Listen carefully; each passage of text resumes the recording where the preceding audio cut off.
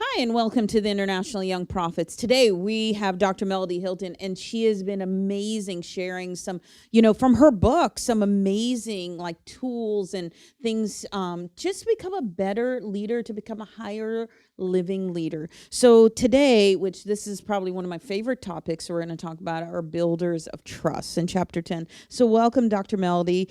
One of the first things you talk about in the book is trust is the power to become credible in both task and heart. So let's talk about that.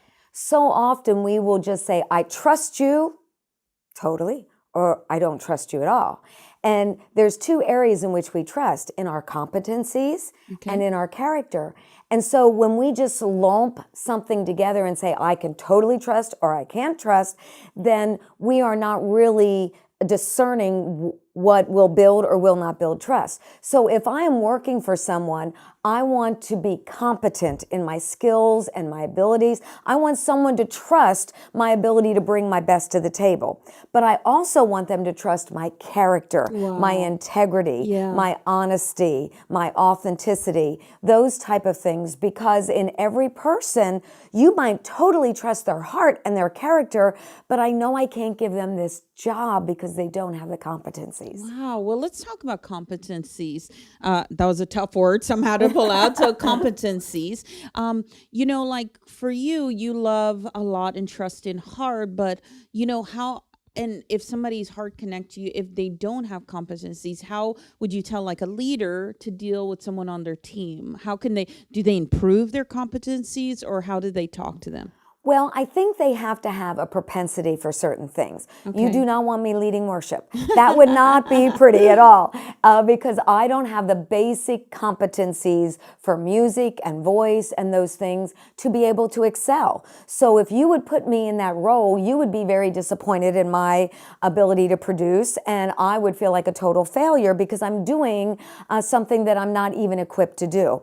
And so I think we have to be very discerning as leaders, not to just try to find someone to fill a role, but to make sure that they either have the propensities that they could develop certain things, or that they already have those competencies developed. Because I think a lot of times we will put a lot of pressure on those that work for us or serve us because there's something we need done and we expect them to produce, but we never took the time to see, is this a competency that is natural to them? Are they stepping and doing something that is stretching them totally out of their comfort zone or their ability zone?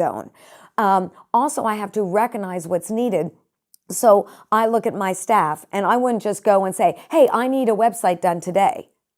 Well, anybody who has ever put a website together knows you can't do a website in a day. But because I don't have those competencies, I don't have a very good handle on the reality of what it takes. So I need to be able to understand the roles that I need to fulfill, the areas of responsibility I need people for, and be able to put the right people in the right place. Otherwise, I'm going to be expecting something from them that may be beyond their abilities. So say the competency is there. Let's talk about discipline, and then like personally, maybe for a team, because these are leaders and they're going to have a team. They're building discipline, the habit of self-control, and internal management. Well, that is really, I believe, a whole aspect of character, because it's the choices that I make as an individual to manage my time, stored my resources, stored my thoughts, stored my motivation. I have to make a decision to be motivated. I might wake up in the morning and not feel motivated, and I have to choose today, this is what I'm going to get accomplished. We all have the same amount of time in a day. In fact, we don't even think about how God created time for us. He exists outside of time. So he gave us time as a resource. So how do we store that resource? And so that's really the character of an individual, to be able to store their life, store their mind, store their time.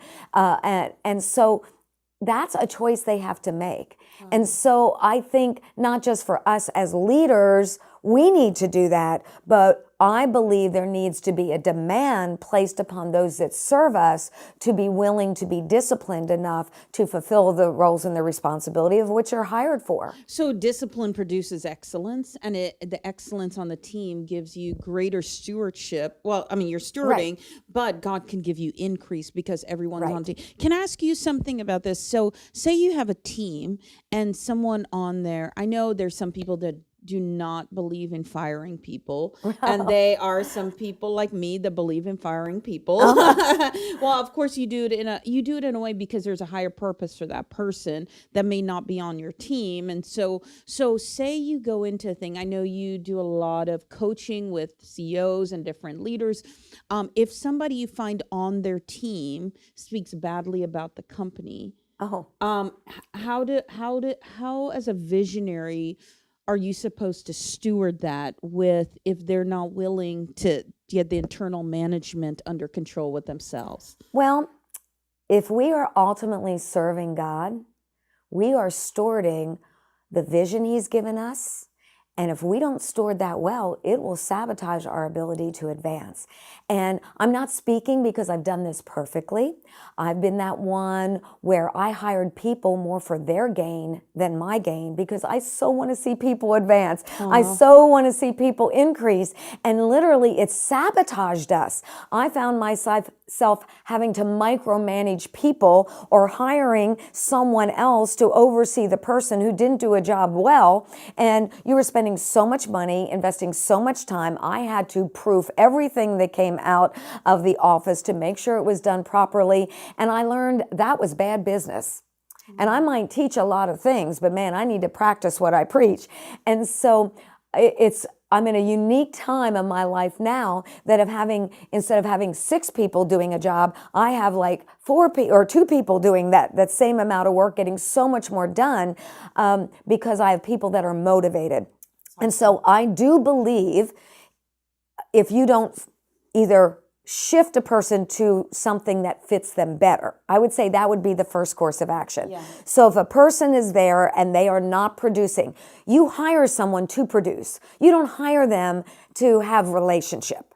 You want to have relationship, you want to have partnership, but when they're hired for a task, you're hiring them to accomplish that task. Yeah. And if they're not accomplishing it, yes, maybe we need to move them to something that fits them better. But if they don't even have the motivation, you said earlier about speaking bad about the company, man, they need to be gotten rid of right away. Yeah. If someone who is connected to me is sabotaging me and sabotaging our vision through their words, then I need to have the courage to say, am I caring more about that person's opinion or how it looks, or do I care about stewarding what God has given me? And I'm serving my God in this thing. And so we do need to fire, or we need to relocate someone, or we need to shift things around so people are in the right place doing the right thing. Because there's 2 things. 1, that's what's best for the organization. And number 2, it's what's best for them. Because if I am working very, very hard and I'm not producing, I'm not fulfilled. Wow. And how I view myself and how I view my success and how I view my productivity is so perverted that I'm not satisfied. And so that's why someone might speak against their organization, because they're totally not satisfied in that organization. And, there's a lot of things that feed into that rather than just basic skills and character. It is who they are innately. Yeah. There's so many things when it comes to hiring. And honestly, I think for the good, unless we have a thus saith the Lord with some things, it might be good to have people involved in our hiring processes, especially if it is a big position. Wow. Okay. I love that. Okay. So what we want to do is we are going to do a part 2 to this one. And so we will see you next time. Thank you so much.